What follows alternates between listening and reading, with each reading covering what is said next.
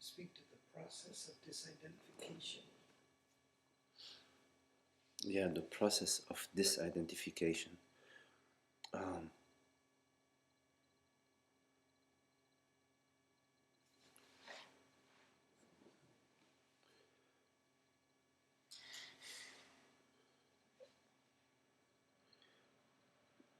You know, there is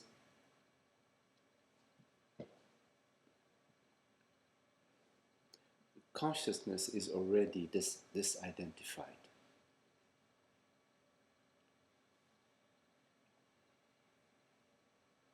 Identification is at the mind level. Yeah? It's not at the consciousness level. Consciousness is already openness, freedom, and presence.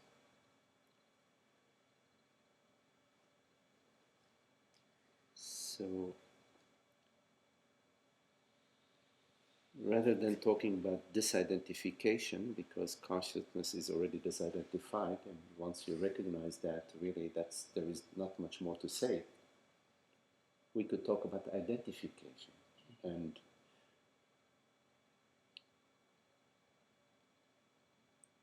which is a contraction. It's an unhappy contraction.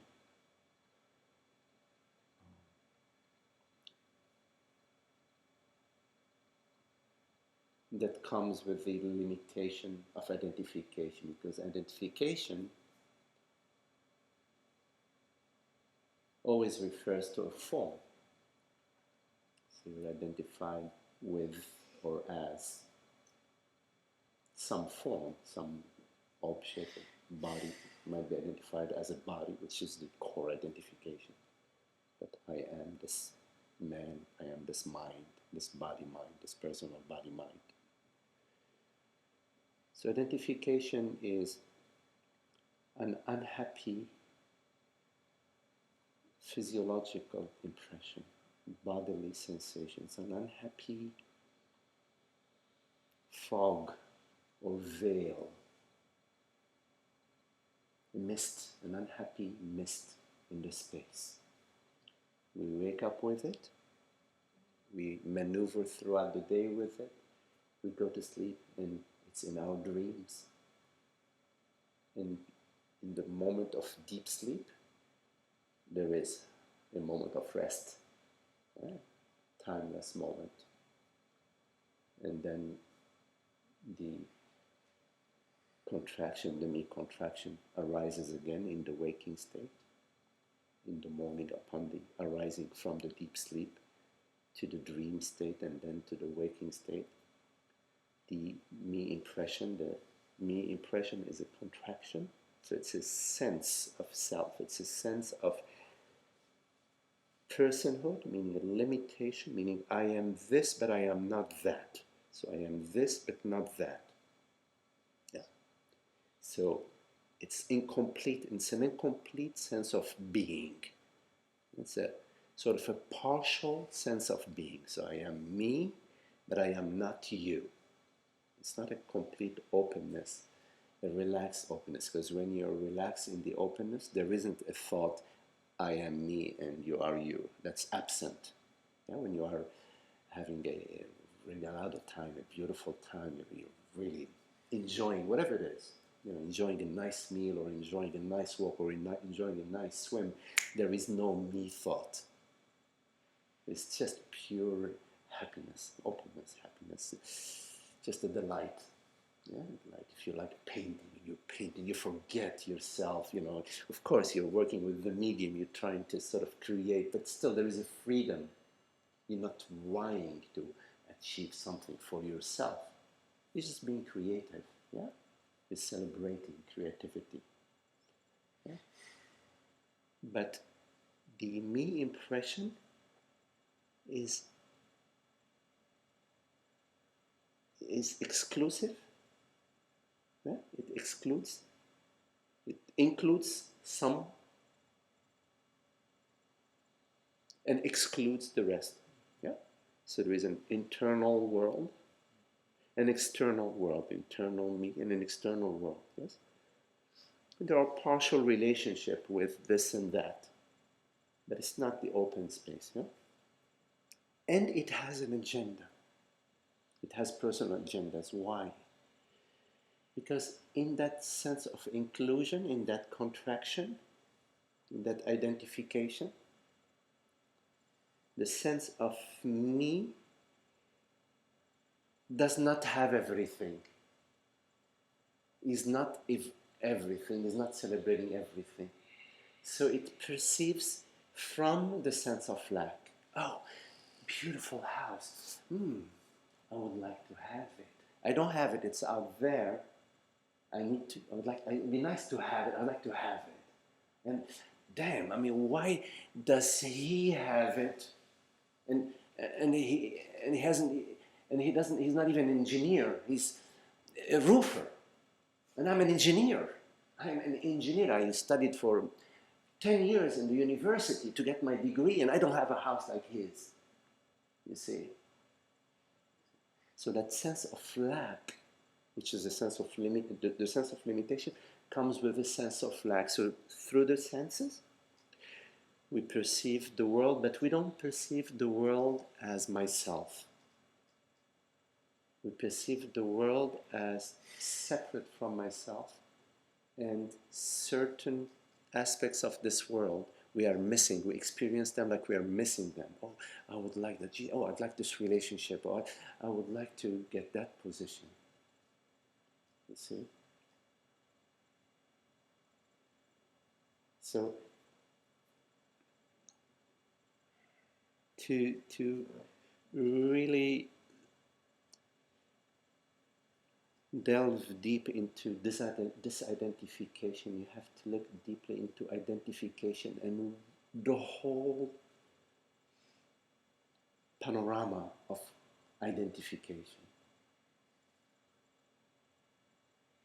It's important to see the unhappiness of identification.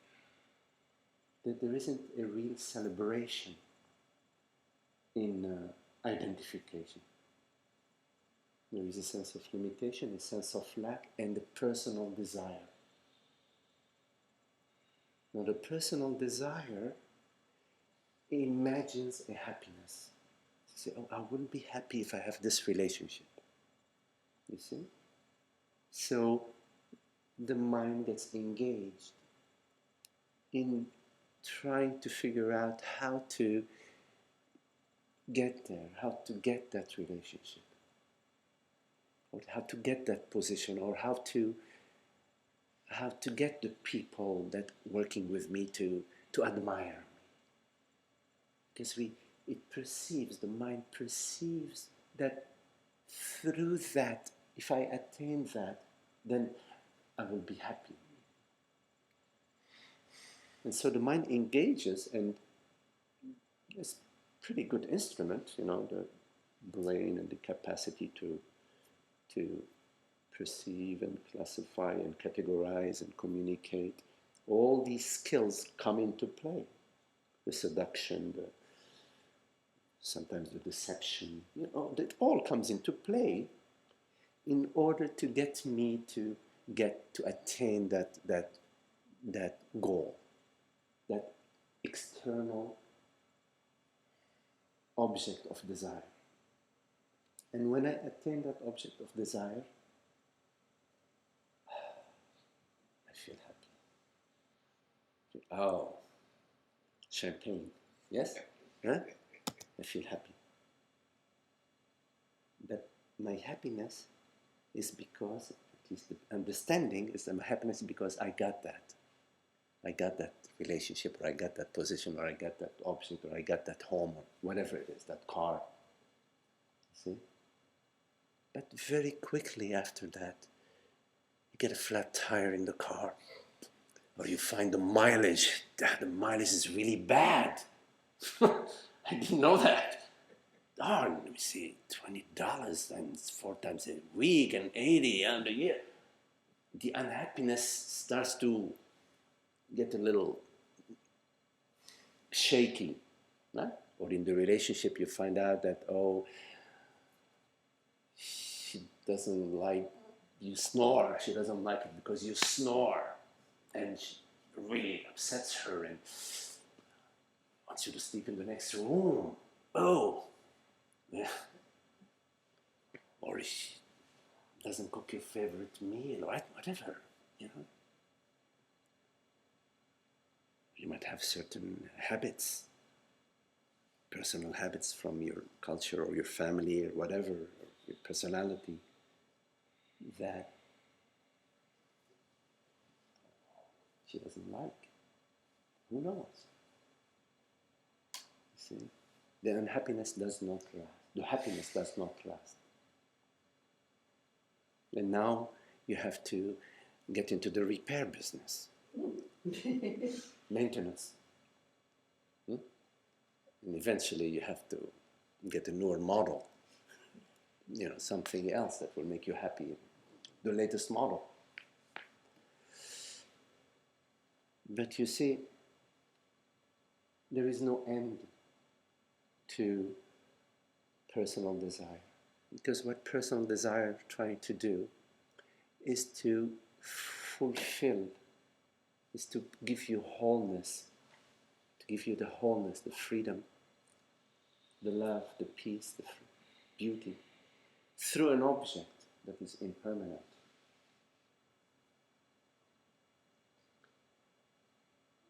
But what happens when you get that goal that you're going after is you are happy because at that moment you are desireless.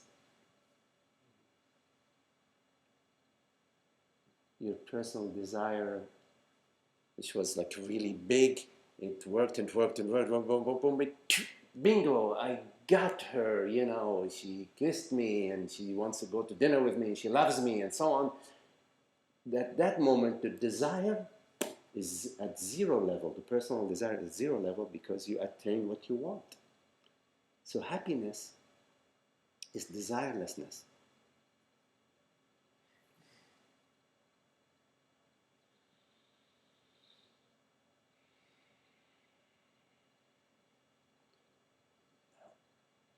Then the mind goes, oh, I got it. Now I have a new personal task. I'm gonna be desireless. The personal desirelessness. a new desire, which is to have an impersonal desire. But you know, impersonal desires come from God. Impersonal desires come from God. They don't come from you, the person, from the me impression. They come from God. For example, love for truth, desire for freedom, desire for love and beauty. It's not desiring a form, it's not desiring an object. It's not desiring an object. It's desiring truth, loving truth, wanting openness and love. Truth. Now that's an impersonal desire. The love for God is an impersonal desire. But the love for God so that you can win the lottery, now that's a different thing, you see? You see? Because now God is your broker. You see, it's different. It's a disguised impersonal desire. It's actually a personal desire because you want to win the lottery. See? An impersonal desire is a celebration. Like it'll be lovely to call my friends and invite them to dinner.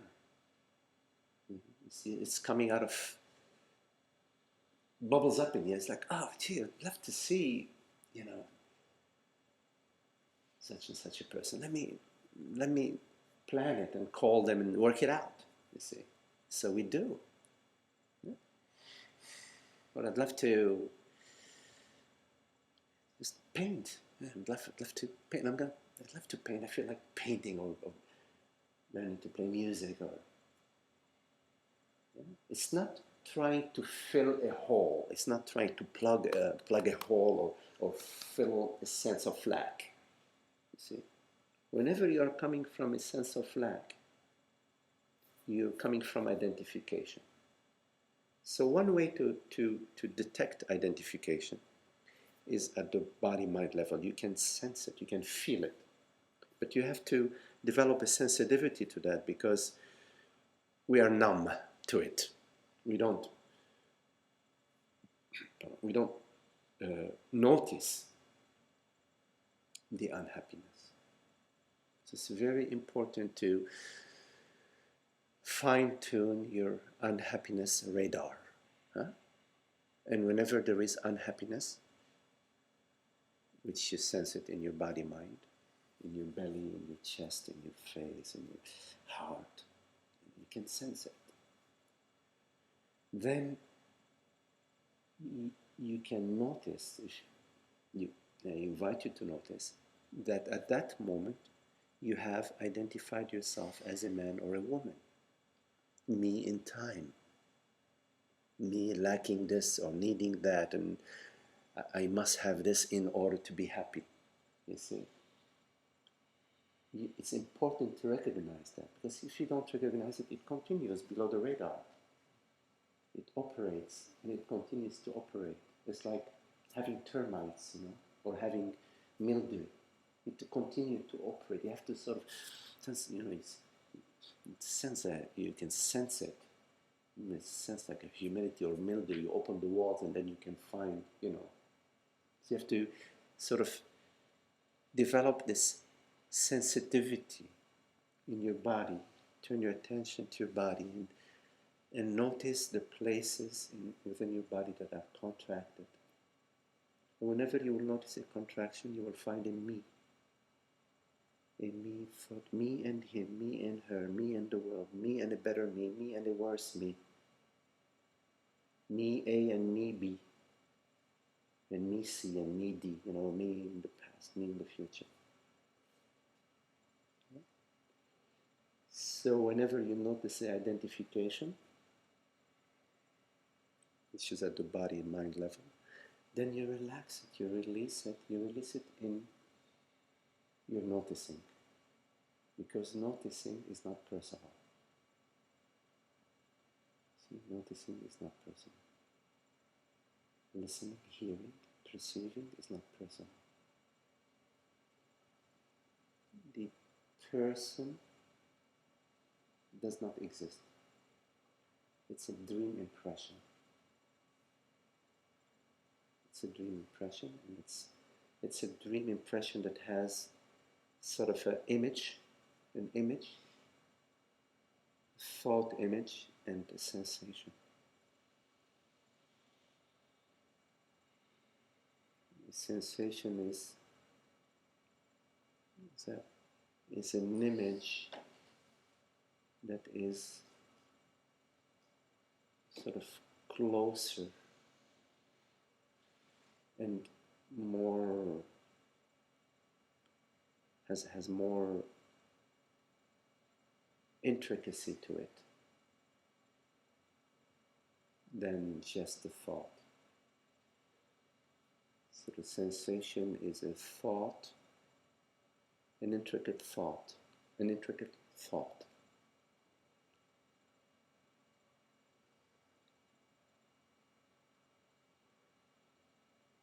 So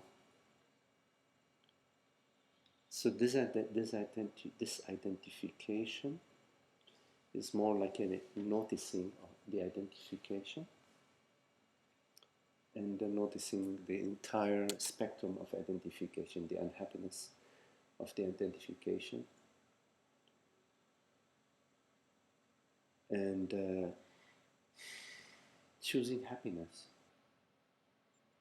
And the way you choose happiness is by not maintaining unhappiness. You don't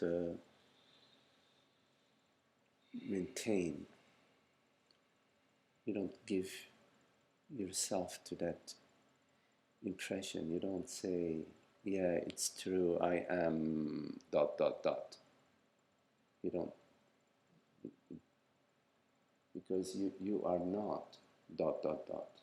Consciousness, nothing is happening to consciousness. Nothing is happening, period. For example, in your night dream, okay, you and 4 friends, and maybe even a dog. Maybe you don't have a dog, but a dog. You're sailing to Bermuda. could say, well, that's happening. We're sailing to Bermuda. But no, you're not sailing to Bermuda. Nothing is happening. But yet, although nothing is happening in terms of you're not sailing to Bermuda, you could not say that there is nothing. Because there is a dream that you are sailing to Bermuda. And it's not nothing. It's consciousness. So if you want to talk in terms of something is happening, only consciousness is happening. But happening to whom and to what? Consciousness is. Let's say consciousness is happening to itself. How about that? Consciousness is happening to itself. It dreams out of itself, like in your night dream, you dream out of yourself. All sorts of dreams, all sorts of dream characters, relationships, whatever. Yeah? So you could say that all what's happening in the night dream is you and yourself. You're dreaming yourself. Out of yourself, you're dreaming yourself as characters and dream events. So the night dream is a good metaphor for the waking state. You know, night dream and the waking state are similar, except that in the waking state, the impression has more, the colors are more vibrant. They say that the night dream state is pastel and the waking state is oil paint. Huh? But they're both. When you're in the dream, in the dream, night dream state, you sure feel like it's real. Same thing as the wakeful dream state. Exactly. It surely feel like you're real. A lot of people believe that, yeah, I am real. I, as a man or a woman, is real. But the reality of your dream, whatever is happening in your night dream, is you, consciousness. Right. Same thing here, the reality. It's easy to see it that way. Yes, yes. The reality of the waking dream, which this we refer to as the oil. This is the oil version, oil color version, oil paint version. They both said they're real. Like, this is the leg, and I know it's real. But when I'm dreaming my night dream, and I'm being chased by the tiger, it's real. A tiger is there. It is chasing me. So let's look at your leg right now. You touch your leg. You say this. It's real. So let's touch our leg. Okay, let's touch our leg. Okay, let's touch our leg. Okay. It's not real. So what is this experience? Okay, let's for a moment suspend the thought. I am touching my leg. Let's just go to the actual experience. Sensation. What is this experience? Sensation. Just be with it. Just be with it. Just be quiet. Just listen. What is the sensation? Just ask yourself. Go to it. Go to it. Where is my leg? Where is my hand? Where is my leg? Is there a hand and a leg? Go to your experience. Go to it. What's the leg? Where's the leg? Go to the experience. Not. We have to suspend the thought, I am touching my leg. We're going to the experience. Where is the hand? Where is the leg? What is it? Nowhere. What hand, what leg? I mean, I am not advocating for us to be stupid to say, okay, for example, if somebody tells me handshake, I'm gonna shake your hand. I'm not. But just looking a little bit deeper than that, it's not a problem in the waking dream for us to talk about legs and arms and cars and my mother and my grandmother and my couch and whatever. That's fine. It's beautiful. It's functional. It's amusing. It's celebratory. But when we say, well, this is real, now we have to go to it. You have to go to it. Go to it and experience it for yourself. Don't use my experience. Go to your experience. You have to go deeper than what you have learned since you were young, and you learned all these things, which is, it's important to learn all the, the conceptual world and how to communicate in it and how to relate with each other in that conceptual world. It's important. I'm not denying that. But in satsang, we're looking at to what is the reality, what is the truth, without negating the functionality of the dream. We had to put some chairs here, make sure that all this is ready for you to come, prepare some tea, prepare some cookies, get the house clean, etc. This is fine, beautiful, but looking at deeper than what is my leg? What is my leg? What is my hand? What is the reality? So when you examine, for example, the sensation of your feet on the floor right now, or your back against the couch.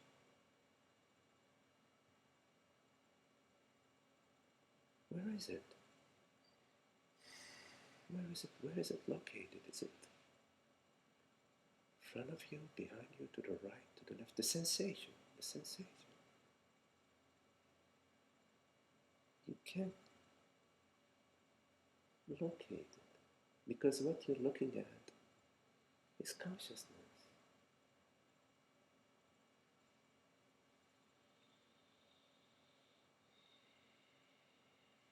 You can't locate a leg in your direct experience.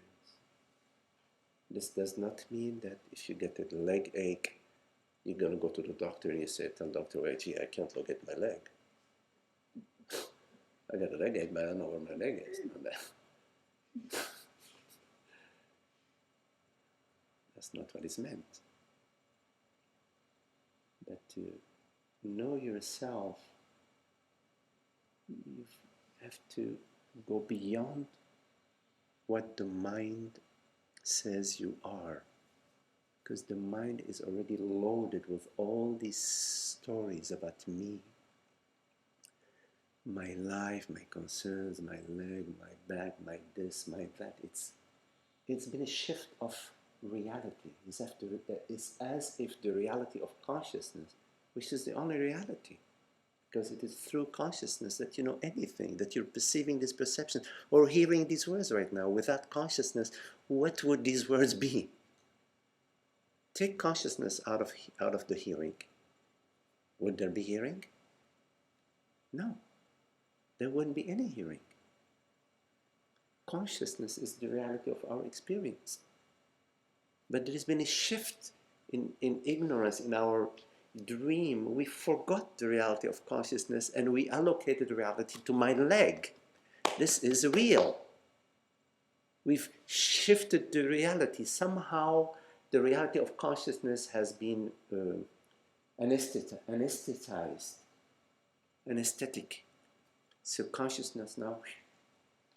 And what's real is, oh, these walls are real, this chair is real, and this is real.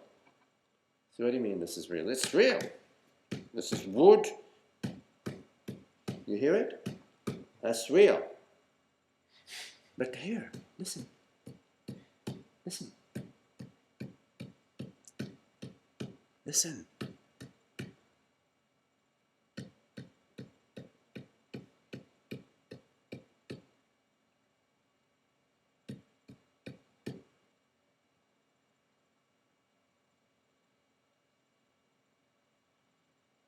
Go to the experience. Listen.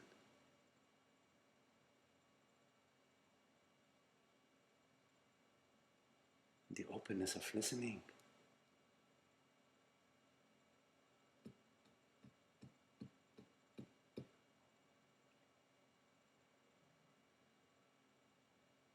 Dream impression arises and dissolves. The openness of listening remains. Listen to the listening.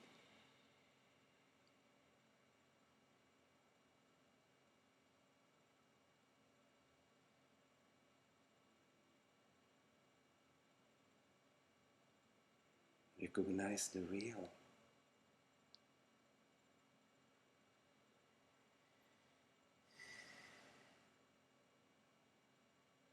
The reality of listening, the openness of listening, the borderlessness of listening.